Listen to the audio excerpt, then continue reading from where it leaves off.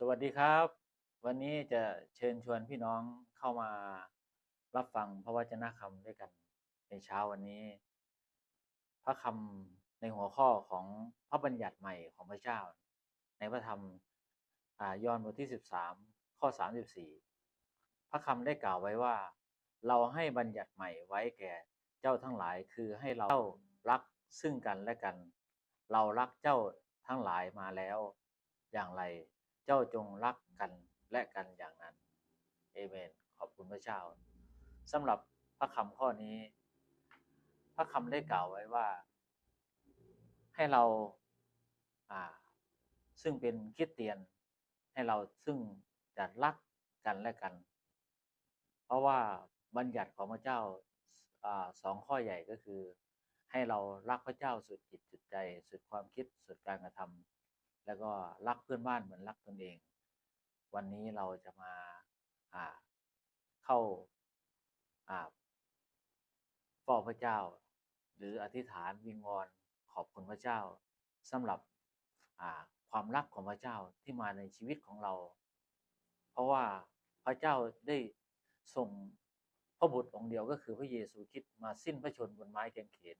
เพื่อไถ่ชีวิตของเราทั้งหลายไม่ว่าเราจะอยู่ชาติไหนหรือว่าเป็น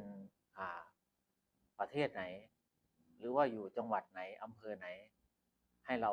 รักซึ่งกันและกันเพราะว่าพระเจ้าทรงให้เรามาช่วยเหลือซึ่งกันและกันแล้วก็เป็นพระพรต่อกันในการที่จะดำเนินชีวิตอย่างเชื่อฟังพระเจ้า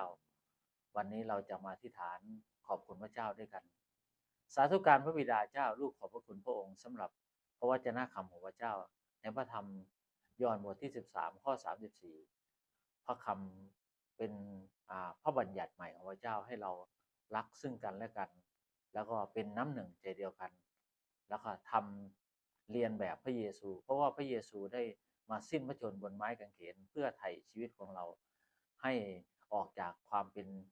ทาสของความบาปทั้งหลายแล้วก็ให้เราที่จะตายจากตัวเก่าเน่าเปื่อยแล้วก็ขอบคุณพระองค์สำหรับพระพรที่จะหลั่งไหลมาในชีวิตของเรา